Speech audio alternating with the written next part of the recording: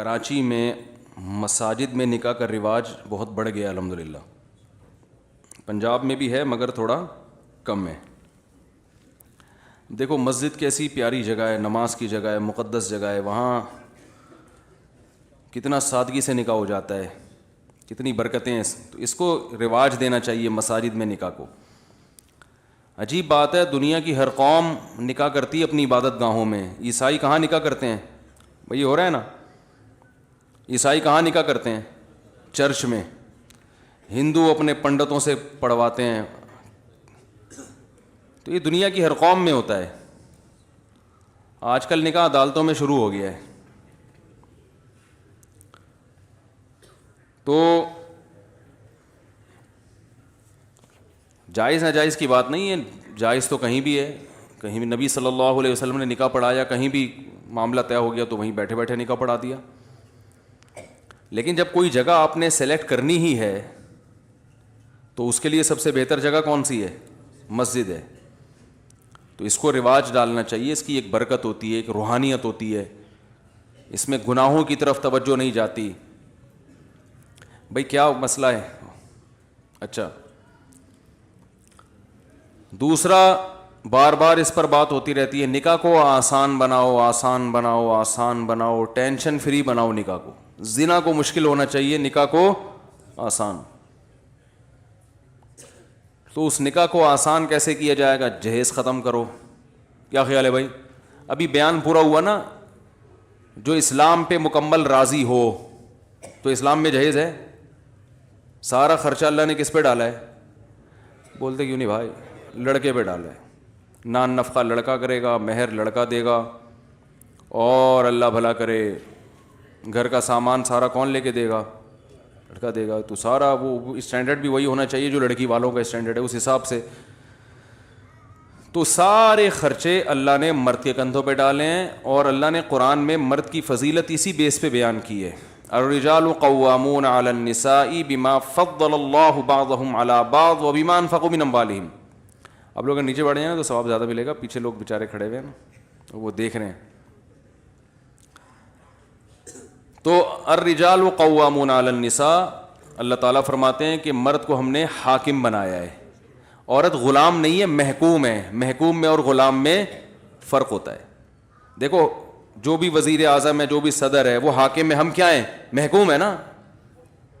اب خواتین کہتی ہیں ہم کیا مرد کے ماتحت ہیں. تو بھائی جب آپ حکومت کے ماتحت ہو کر اس میں ذلت نہیں ہے, پولیس کے ماتحت ہوتے ہیں نا نیچے لوگ, آپ کا باس آپ اس کے ماتحت ہیں, تو یہ کیا مطلب جو امپلائی ہیں وہ غلام ہیں کیا باس کے؟ بھائی ماتحت ہیں. ماتحت کا مطلب یہ ہے کہ تبلیغ میں جاتے ہیں, ایک امیر ہوتا ہے باقی سارے ماتحت. ہو گئے ہم ماتحت ہیں بھائی. تو ہم, یہ تو توہین ہے. توہین کس بات کی ہو گئی؟ دنیا میں کوئی بھی نظام اس وقت تک نہیں چلتا جب تک ایک ذمہ دار اور ایک امیر نہیں ہوتا. تو گھر بھی ایک جگہ ہے نا جہاں لوگ ہوتے ہیں, تو اس میں بھی کسی کو سربراہ ہونا چاہیے کہ نہیں ہونا چاہیے؟ تو وہ سربراہ ہے, اور عورت اور بچے اس کے ماتحت ہیں. تو ماتحت ہیں. تو اللہ نے بیان کیا کہ مرد کو بھی ہم نے زوجہ پہ کیا بنایا ہے؟ حاکم بنایا. عورت ماتحت ہے. تو اب کیوں حاکم بنایا؟ اس کی دو وجہ اللہ نے بیان کی ہیں. ایک بما فضل اللہ بعضهم علی بعض, اللہ نے بعض کو بعض پر ویسے ہی فضیلت دی ہے. کچھ صلاحیتیں اللہ نے مرد کو عورت سے زیادہ دی ہیں. اس بیس پر وہ گاڈ گفٹڈ ہیں. وہ کیا ہیں؟ وہ خدا کی طرف سے. دیکھو جنگل میں شیر ہوتا ہے, اور لومڑی ہوتی ہے, اور چیتا ہوتا ہے. اب چیتا کیا مجھے شیر کیوں نہیں بنایا, میرے جبڑوں میں وہ طاقت کیوں نہیں رکھی اللہ نے؟ تو اللہ کہیں گے بھائی سب کو ایک جیسا میں نے نہیں بنایا. ہم کیا ہمیں پیغمبر کیوں نہیں بنایا؟ مشرکین مکہ نبی صلی اللہ علیہ وسلم پہ یہ اعتراض کرتے تھے کہ ہم میں جو قوم کا سردار کو اللہ نے پیغمبر کیوں نہیں بنایا, ایک یتیم کو کیوں بنایا؟ تو اللہ نے کہا کہ اہم یقسمون رحمت ربک, اللہ کی رحمت ہے, کیا تم ٹھیکیدار ہو اس رحمت کی تقسیم کے؟ اللہ جس کو چاہے تو دے جو نعمت دے. تو اسی طرح اللہ تعالیٰ نے مرد کو آدمی بنا دیا, عورت کو عورت بنایا. تو اس کی ایک وجہ تو اللہ نے مرد میں کچھ صلاحیتیں زیادہ رکھی. دوسری وجہ جو اصل میں فوکس کر رہا ہوں, بما انفقوا من اموالہم, اللہ فرماتے ہیں وجہ اس کی ہے کہ مرد عورت پہ مال بولو نا بھائی, خرچ کرے گا. یہ اسلام میں سسٹم 100% غلط ہے کہ عورت بھی کمائے اور مرد بھی کمائے, اور مرد عورت کی کمائی کھائے, عورت اپنی کمائی خود, مرد ذمہ داری نہ اٹھائے. یہ اسلام نہیں ہے. میں کہتا ہوں پورے گورے بن جاؤ یا پورے مسلمان بن جاؤ, یہ بیچ میں کیوں لٹکے ہوئے ہو؟ خواتین کہتی ہیں ہم جاب کریں گے, ہم یہ کریں گے, ہم جاب ایکچولی آج کل گزارا نہیں ہوتا, یہ ہو. پھر بھائی جاب جب کر رہے ہو تو یہ کہاں سے لیا تم نے کلچر؟ انگریزوں سے. تو پھر انگریزوں کو پورا فالو کرو. پھر آپ کے میاں کا اگر کسی عورت سے آنکھ مٹکا چل رہا ہے تو آپ کو تکلیف نہیں ہونی چاہیے, کیونکہ انگریز میں عورتیں جب جاب کرتی ہے تو وہ شوہر بھی ان کا پھر پابند نہیں ہوتا, اس کی 10-20 گرل فرینڈ بھی ان کا کلچر اجازت دیتا ہے, قانون بھی اجازت دیتا ہے. میں سمجھا پا رہا ہوں اپنی بات؟ پورا فالو کرو نا. یہ کیا آدھا آدھا اپنے مطلب کا ادھر سے, اور جہاں ادھر مزہ آ رہا ہے وہ وہاں سے, اور جہاں ادھر مزہ آ رہا ہے. ارے کیا ہو گیا بھائی؟ پھر دوبارہ بیان شروع ہو گیا. یہ تو یہی ہو رہا ہے نا آج کل. بھائی اسلام نے اگر مرد پر ذمہ داریاں زیادہ رکھی ہیں کہ ساری زندگی تم نے کھلانا ہے اور ادھر ادھر آنکھ مٹکا کرنے کی بھی تمہیں اجازت نہیں ہے, تو پھر اللہ تعالیٰ نے اس کو کچھ حقوق بھی دے دیے نا, کہ اب یہ تمہارے ماتے, یہ گھر سے نکلنے سے پہلے تم سے پوچھے گی تمہاری اجازت کے بغیر گھر کی 4 دیواری سے باہر نہیں نکل, تمہاری اجازت کے بغیر کسی کو گھر میں نہیں آنے دے سکتی, تمہاری پرمیشن کے بغیر فون پہ نہیں بات کر سکتی. یہ نہیں کہ اب 24 گھنٹے آپ سے پرمیشن لیتی رہے, لیٹر لکھ کے دے. مطلب یہ کہ اگر تم یہ سمجھتے ہو کہ فلاں جگہ اس کا بات کرنے سے مجھے تکلیف ہوتی ہے تو تم اس پہ روک سکتے ہو, کیونکہ ہر چیز کو غلط لے کے جاتے ہیں نا. ہر دفعہ فون کرنے سے پہلے پوچھے گی میں امی سے بات کر لوں, ابا سے بات کر لوں, یہ نہیں مطلب ہے. مطلب یہ ہے کہ اگر آپ کو کسی سے بات کرنا اچھا نہیں لگ رہا بیگم کا, تو آپ اس پہ پابندی لگا سکتے ہیں, اس بیس پہ اس کا نان نفقہ بند کر سکتے ہیں آپ. یہ بیسک رائٹس ہیں جو اللہ نے آدمی کو دیے ہیں. تو اس طرح کی چیزیں اللہ اب آدھے ادھر سے لے رہے ہیں, آدھے بولو بھائی ادھر سے لے رہے ہیں, تو پھر کہیں بھی ایڈجسٹمنٹ نہیں ہو پا رہی ہے. تو پیڑے کھانے کا شوق ہے بس ہمیں نا, پیڑے کھانے کا شوق ہے کہ اسلام کے حقوق پورے لیں, ذمہ داریاں جو اسلام نے لگائی ہیں وہ ادا نہ کریں ہم. تو اب اللہ تعالیٰ نے بھائی مرد کو جو فضیلت دی ہے, گھر کا سربراہ بنائے, اس کی بڑی وجہ قرآن بیان کر رہا ہے کہ مال کون خرچ کرے گا. بولو بھائی, ڈبل ویٹ کون لے کے دے گا, الماری کس کی ہوگی, بیگم کے کپڑے جس الماری میں رکھے جائیں گے وہ الماری کس کے پیسوں سے خریدی گئی. بولیں شاباش, سبق ہے, غیرت دلا رہا ہوں, غیرت. بولیں تکیہ کی پیسے کون دے گا, وہ ڈنر سیٹ جس میں پلیٹیں بیگم کھائے, پلیٹوں میں کھائے, پلیٹیں تو نہیں کھائے گی خیر, پلیٹوں میں جو چیزیں کھائے گی وہ پلیٹیں کس کے پیسوں سے ہوں گی, مرد کے پیسوں سے ہوگی. جو زیور اس کے گلے میں ڈلے گا وہ کہاں سے آئے گا بھائی؟ بولو نا بھائی, کیا ہو گیا؟ آدمی کے پیسوں سے ہوگا. جو میاں ہے, میاں یا میاں کا ابا وہ اگر سخی ہے تو وہ ابا, یہاں تو ماشاءاللہ ابا بڑے سخی ہیں تو وہ کر رہے ہیں ماشاءاللہ برخوردار کی شادی. تو یہ سارے خرچے اللہ نے کس پہ ڈالے؟ صوفے میں جو مہمان آ کے بیٹھیں گے تو وہ صوفے کس کے ہوں گے بھائی؟ چاہے وہ فولڈنگ ہو چاہے وہ قابل فولڈ نہ ہو, وہ آپ کی ہیڈک ہے. لیکن پیسے کس کے ہوں گے اس صوفوں پہ؟ پیٹی کس کی طرف سے ہوگی؟ بولو نا, بولو, سبق یہ کلاس ہو رہی ہے باقاعدہ. اب آپ اپنی مرضی سے بیٹھے ہیں, میں نے نہیں بٹھایا, اور جانا چاہے جا سکتا ہے. اب آپ اپنی مرضی سے بیٹھے ہو تو وہ جو ہے نا پلیٹیں کس کی ہوں گی بھائی؟ چولہا کہاں سے آئے گا؟ مرد کے پیسوں سے. تو اتنا اچھا مہر کون دے گا؟ مرد. مہر 25,000 5,000 2,500 ریٹ چل رہے ہیں مارکیٹ میں, اور جہیز ایڈوانس میں 8-10 لاکھ کا پہلے سے پہنچ چکا ہوتا ہے. مہر میں معافی کا آپشن بھی ہے, جہیز میں معافی کا آپشن بھی, وہ ایڈوانس میں لیا جاتا ہے, وہ معافی کا آپشن ہی ختم ہو گیا. تو بھائی ہندو بن جاؤ, پنڈت سے نکاح پڑھواؤ یار جا کے. پتہ نہیں مجھ سے کیوں پڑھوا رہے ہو آپ لوگ جا کے, پنڈتوں سے پڑھواؤ نکاح, کیوں مولویوں کو ٹائم ضائع کرتے ہو؟ تو اور دوسرا مسئلہ کیا ہے کہ کیا ایک بات بڑی خاندانی ذہن میں آئی تھی, نکل ہی گئی یار, کسی نے بددعا دی ہوگی ابھی وہ کہ یار ہمارے راز فاش کر رہا ہے یہ مولوی صاحب, بہت غلط کر رہا ہے. ہاں, نکاح کے موقع پہ کھانا پینا بھی ہوتا ہے, تو وہ کس کے ذمہ ہے؟ بارات کا تو لفظ ہی اسلام میں نہیں ہے. ڈکشنری میں, عربی ڈکشنری میں بارات کا لفظ کیونکہ ایک چیز ہی نہیں ہے تو وہ ڈکشنری میں آئی نہیں عربوں کے. کوئی تھا ہی نہیں نا. یہ عربی تو بڑی فصیح زبان ہے, ہر چیز کا لفظ ہوتا ہے, ہر چیز کے لیے الفاظ موجود ہیں, ایک ایک چیز کے 10 الفاظ ہیں, لیکن بارات کا لفظ عربی میں ہے ہی نہیں. نہ بارات کا کھانے کا لفظ ہے, ولیمہ ہے ولیمہ, یہ کون کرتا ہے بھائی؟ تو نہ بارات کا کھانا ہے اسلام میں, نہ جہیز ہے. وہ لڑکی والے آئے بھائی, وہ نکاح پڑھ کے چلے جائیں, اگلے دن لڑکا پہنچ جائے یا رات ہی کو لڑکا رخصتی کرے, اس کے بعد کھانا کھلا دے اپنے رشتہ داروں کو بھی اور دلہن کے رشتہ داروں کو بھی, بیٹا بیٹھو شاباش. تو یہ ساری چیزیں میں دیکھو یک طرفہ نہیں ہوتا, یہ معاملہ کہتے ہیں نا تالی دونوں ہاتھوں سے بجتی ہے. بعض دفعہ لڑکی والے جہیز نہیں دے رہے ہوتے, لڑکا اور اس کے ابا اس کو مجبور کر دیتے ہیں. بعض دفعہ یہ نہیں لے رہے ہوتے, وہ زبردستی دے دیتے ہیں کہ ہم لوگوں کو کیا منہ دکھائیں گے, قوم کو کیا منہ دکھائیں گے, بیٹی کو کیا دیا. تو یہ منہ دکھانے کے چکر میں پھر اتنی کمپٹیشن شروع ہو گیا ہے کہ ہم نے قوم کو کیا دکھانا ہے. یہ چند چیتھڑے دے کے بیٹی کو بھیج دیا ہے, محبت ہی نہیں ہے بیٹی سے, کیا دیا تم نے؟ ابھی تمہیں سارے بیانات سمجھ میں آئے تھے مولانا صاحب کے؟ ویسے نماز تو کبھی پڑھتے ہوئے دیکھا نہیں ہے, جہیز میں اسلام نظر آیا. یہ تانے ملتے ہیں نا. تو نتیجہ یہی نکلتا ہے کہ تھوڑا تھوڑا کرتے کرتے کرتے کرتے اب ظاہر ہے تھوڑا اس لیے دینا ہے کہ لوگوں کا منہ بند ہو, تو لوگوں کا منہ تھوڑے پہ بند نہیں ہوتا. کچھ مثال تو نامناسب سی ہے, چھوڑیں بھی, اتنی بھی نامناسب مثالیں دینا مناسب نہیں ہے. تو بہرحال آدھا لفظ تو نکل چکا تھا لیکن ریورس کیا میں نے. تو تھوڑے سے لوگوں کا منہ بند نہیں ہوتا, تھوڑے سے نہیں بند ہوتا. وہ پھر کمپٹیشن دیکھو نا, مجھے انڈیا میں ایک صاحب نے ویڈیو بھیجی, جہیز کا نا پورا تمبو لگا کے جہیز کی نمائش ہو رہی ہے,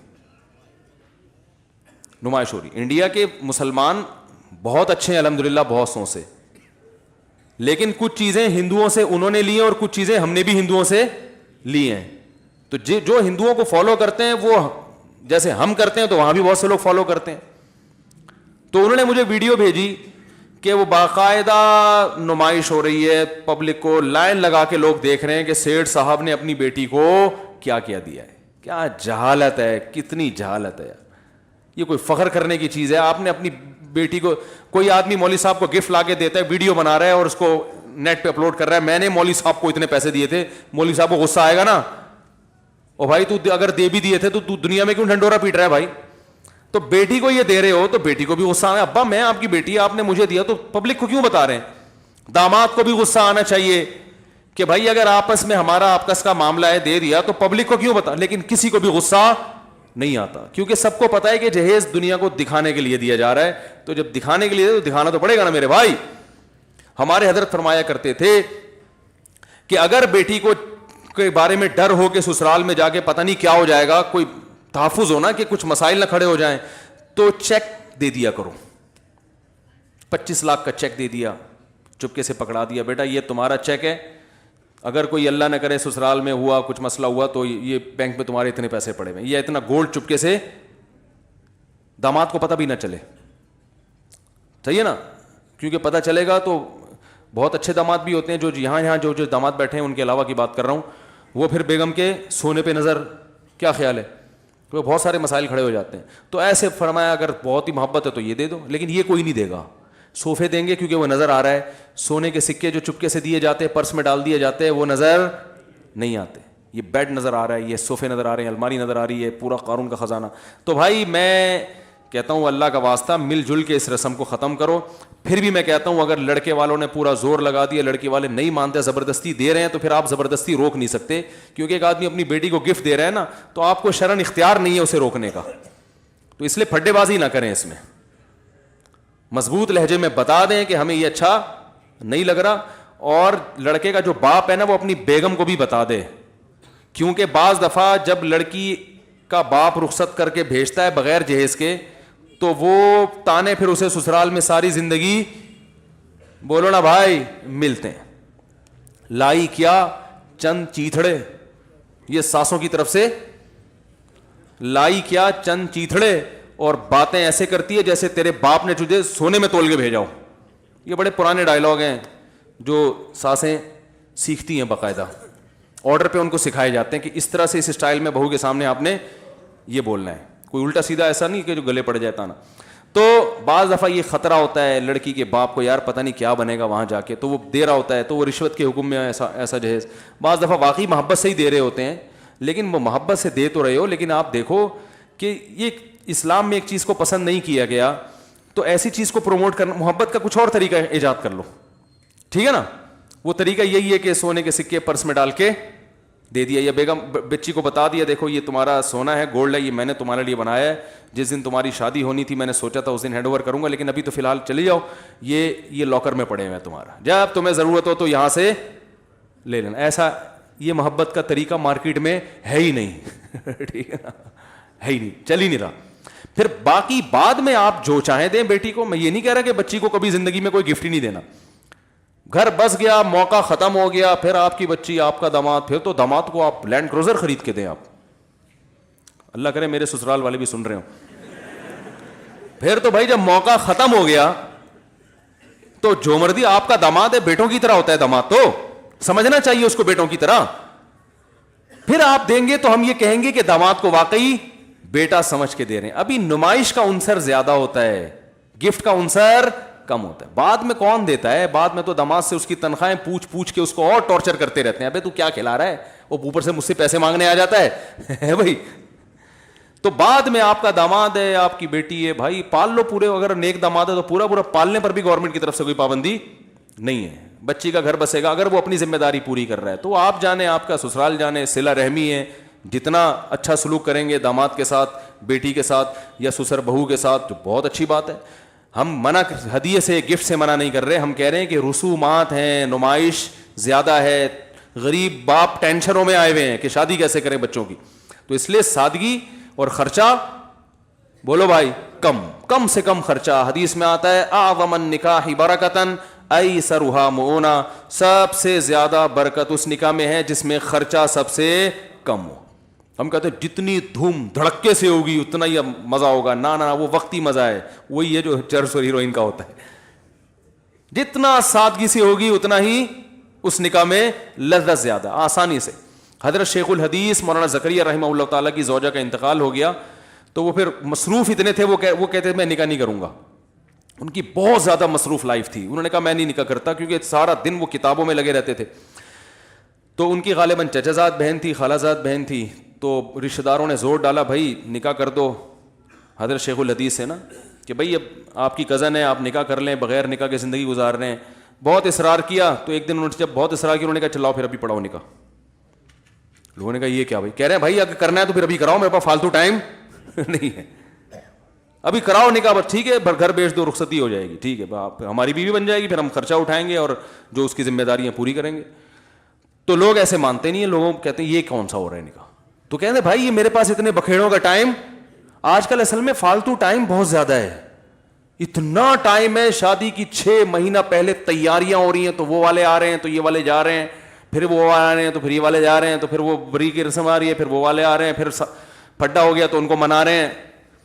پھر انہیں ایک بات ایسی کہتی تھی جو ان کو بری لگی تھی تو اس کا مطلب تلاش کیا جا رہا ہے ڈکشنری میں، پھر اس مطلب کا صحیح مطلب نکال کے پھر ان کو منایا جا رہا ہے، پھر ڈانٹا جا رہا ہے، پھر یہ ہو رہا ہے. وہ اس میں بسا اوقات منگنیاں ٹوٹ جاتی ہیں. پھر وہ بڑے ٹینشنیں، میں تو بھگت چکا ہوں یہ ساری ٹینشنیں. تو بھائی ٹینشن فری زندگی گزارو. شیخ الحدیث مولانا زکریا رحمۃ اللہ نے کہا بھائی اگر کرنی ہے تو ابھی نکاح پڑھاؤ، ورنہ جاؤ یہاں سے، ٹائم نہیں ہمارے پاس یہ استخارے نکالنا اور پھر یہ کرنا اور وہ کرنا نہیں ہے. اپنی بچیوں کی شادی بھی ایسے کی انہوں نے. بیٹیاں جب جوان ہوئی تو کچھ نوجوان تھے جو ان کا خیال تھا کہ یہ میری بچی کے لیے مناسب ہیں، ان سے بات کی، وہ راضی ہو گئے. تو بڑے فخر سے راضی ہو، حضرت اس سے ہماری سعادت کیا ہو سکتی ہے کہ آپ سے کہ بچیوں سے ہماری شادی ہو. تو ایسے ہی جب وہ راضی ہو گئے تو مجمع بیٹھے ہوئے تھے، اپنی بیٹیوں کا نکاح بیان کر رہے تھے. بیان کے آخر میں اپنی بیٹیوں کا نکاح بھی ان لڑکوں سے پڑھا دیا. پھر انہوں نے اپنی آپ بیتی لکھی، اس پہ لوگوں نے تبصرے کیا کیے، اتنے نیگیٹو لوگوں نے تبصرے کیے. ایسے ہوتی ہے بچیوں کی شادیاں، ایسے ہی کچھ چند نوجوان نظر آئے پکڑا دیں. تو بھائی وہ نوجوانوں کی تحقیق تو ان کو پہلے سے تھی کہ یہ اچھے ہیں.